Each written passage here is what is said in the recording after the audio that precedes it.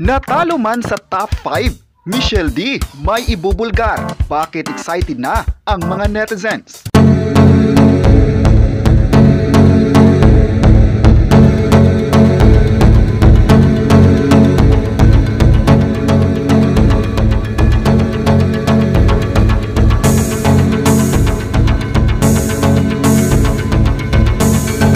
November 24, 2023, masaya na ang lahat sa pasabog na gagawin ni Michelle D sa publiko. Ayon pa sa balita, parang nangangapoy na ang swerte sa buhay pageant ng pambato ng Pilipinas. Matapos ang pinakamalaking kompetisyon ng mundo, ay may dala itong balita o pasabog sa mga fans.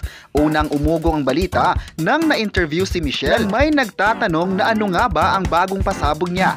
Makikita sa video na masaya ang dalaga at parang sikreto pa ang masabing pasabog.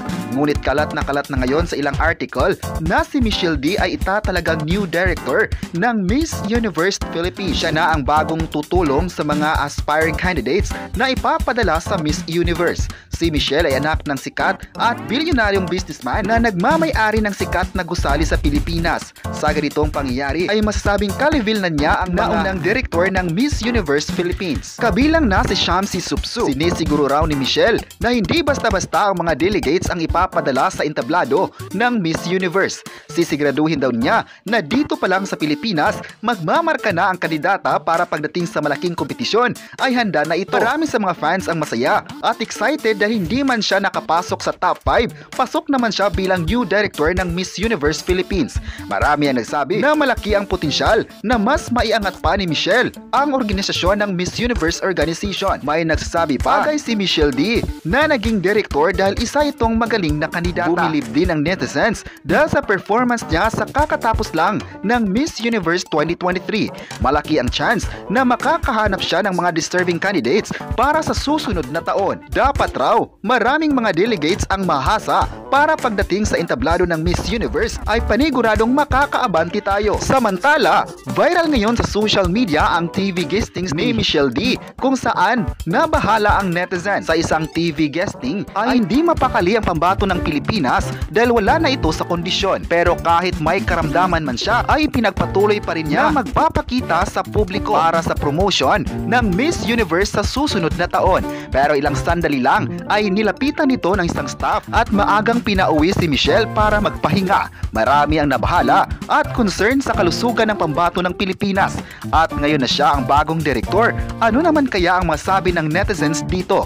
Ayon pa ng isang netizen, masaya siya kay Michelle. May netizen pa nagsabing magaling na delegate si Michelle. Bagay sa kanya na maging direktor nito. Magaling naman ang ibang direktor, ngunit sa mga performance niya ay palaban nito at paborito ng crowd. Isa sa gusto ng netizen na naging direktor ay ang babaeng may salita, palaban at may advocacy. Maganda sa naging direktor na makakapili ng deserved candidates sa mga kompetisyon. Malaki raw ang mai-improve sa Miss Universe candidates dahil magaling din si Michelle sa pag-train ng bagong ipapadala sa competition.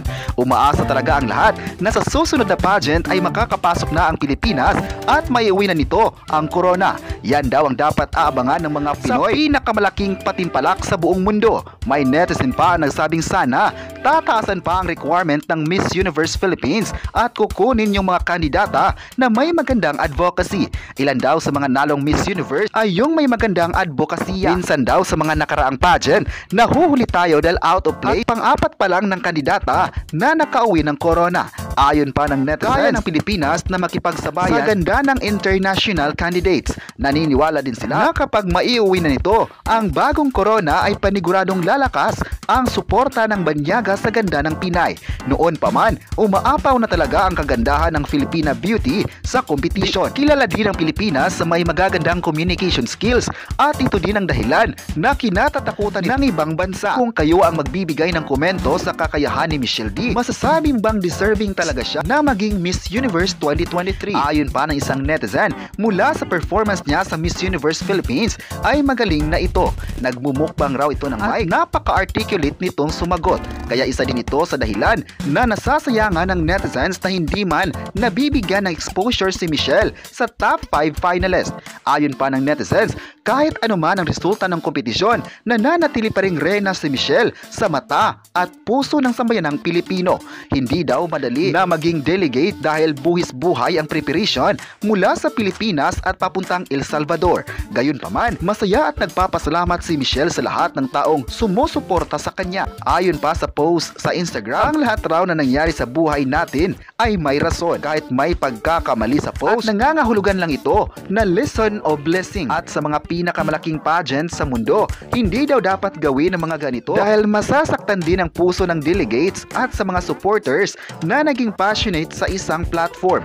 Ang tanging goal lang daw ni Michelle ay yung naging proud ang sambayanang Pilipino na naniniwala na ito ay posible na may corona man o wala. Dapat walang pagkakamali sa ganitong kompetisyon. Pero ang realidad ay nabubuhay tayo sa hindi perpektong mundo. Sa social media, binaha agad ng suporta si Michelle sa pagiging new director ng Miss Universe Philippines. Umaasa talaga ang mga Pinoy na magagawa pa ni Michelle ang tungkulin at mas mababago pa ang pananaw ng mga tao. Dapat ay maganda at makikita ng tao na aabanti tayo sa kompetisyon. Dahil sa training nito sa Pilipinas, dapat sa Pilipinas pa ay umariba na ang preparation ng kandidata para pasok sa matataas na spot sa kahit anong pageant event. Viral na ngayon ang mga larawan na kasama ni Michelle ang part ng Miss Universe Philippine Organization. Basta sisiguraduhin din ni Michelle na marami pang mga beauty queens ang magre-represent at ilaban ng Pilipinas sa buong mundo.